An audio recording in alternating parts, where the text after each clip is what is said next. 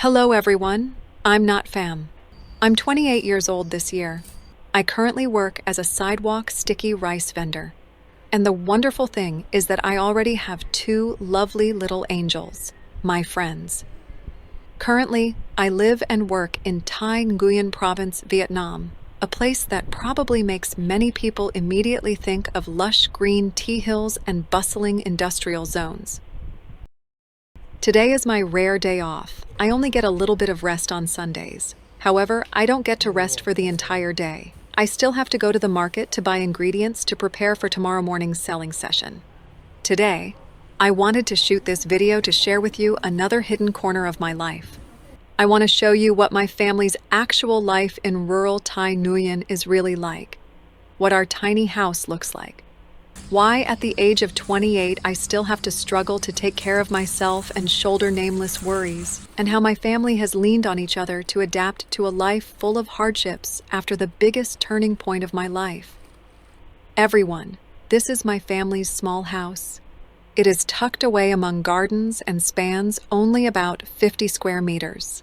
At the age of 28, when many of my peers have started buying mortgage-financed apartments or building spacious new houses, I still return to this old space. Because the area is so cramped, all the rooms are quite small. This is my room, which is also a bit messy because I haven't had time to clean it yet. And this is my younger sister's room. She recently got married and now rarely sleeps in this room here.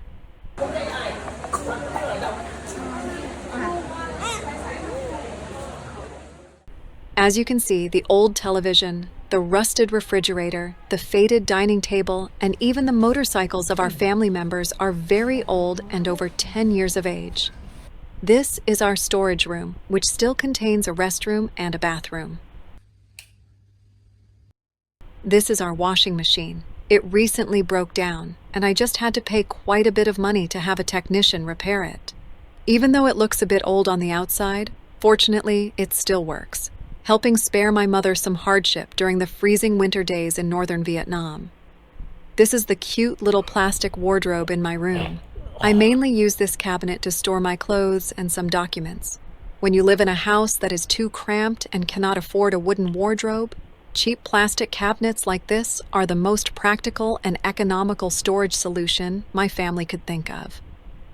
This is our kitchen area. My family uses both a gas stove and a wood-fired stove to help save on living expenses. And this is the dishwashing area, behind which is a garden where my mother grows plants and raises chickens. Here is our family's newly purchased dining table and chairs. They look quite sturdy. This house was built many years ago, back when my family was still complete and whole. Through all of Thi Nguyen's stormy seasons, it is inevitable that it has degraded and cracked over time.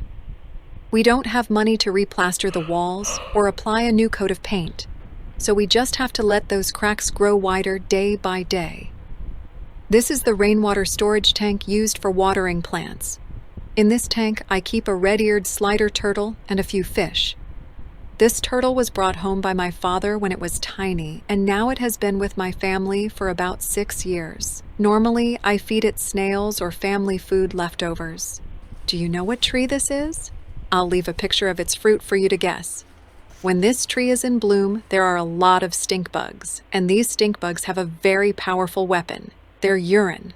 Stink bug urine, which is actually a defensive secretion containing very strong formic acid, can cause burning, blistering of the skin, and corneal damage if it gets into the eyes. If you get it on you, absolutely do not rub or scratch. Instead, wash immediately with clean water or physiological saline. I'll show you our chicken coop and pig pen. My family raises quite a few chickens because they lay eggs regularly and provide delicious meals for the family. As for the pig pen, my family recently butchered a pig the other day, so there are currently no pigs left inside. On this side is our buffalo shed. Buffalo sheds are quite smelly and dirty, my friends. My family raises a lot of dogs. I'll show you our dogs. They are very adorable. Besides that, my family also raises cats because there are many mice, so we have to keep cats, folks. If you find these cats adorable, let me know in the comments below. Coming home today, I will be in charge of cooking for the whole family.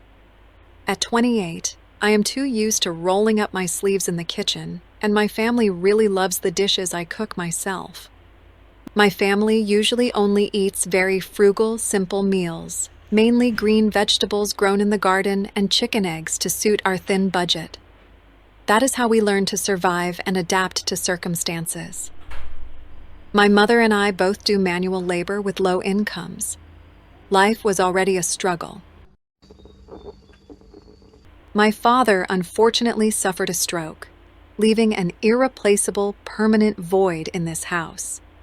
My mother's and my combined incomes are often just enough to cover basic electricity, water, and essential grocery expenses. Therefore, the entire burden of the family, ever since my dad passed away, has fallen entirely on my shoulders. I have to hustle day and night to pay off old debts, cover living expenses for the whole household, and pay for the children's tuition. Looking at my family's situation, I always tell myself I must try harder to share that burden. That's why I work like crazy, doing my best to support myself, pinching every penny, and contributing to the family whenever and however I can. Life is truly harsh and cruel, but I've realized that when misfortune takes away your most beloved family members, those left behind have no choice but to hold hands tightly. I accept reality, am content with what I have, adapt to scarcity, and keep gritting my teeth to work hard every day. We don't dare to dream too big.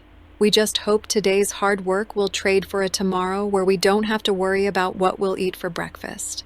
That is what I always tell myself and use to encourage my mother. Friends, despite the poverty, life in my rural village in Thi Nhat is very peaceful and quiet. I often walk along the village roads, breathe in the fragrance of fresh tea leaves, and enjoy the cool, fresh air.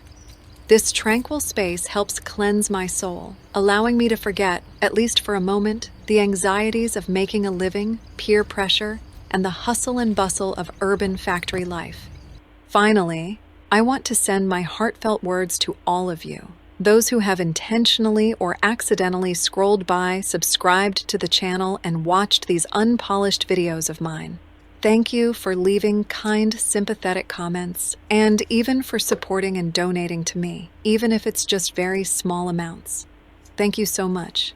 In a society full of comparison and pressure, the kindness of strangers online like you means more to me than you can imagine.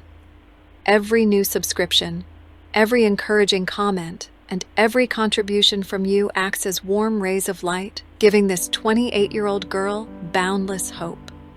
It gives me immense motivation not to give up, to keep picking up the camera, to create new videos, sharing my authentic, raw, yet resilient life in Vietnam. Thank you for being here. Wishing you all good health, happiness, and smooth sailing in everything. I promise to keep working hard and trying to learn to create better quality videos. Remember to follow and support me. Thank you everyone so much.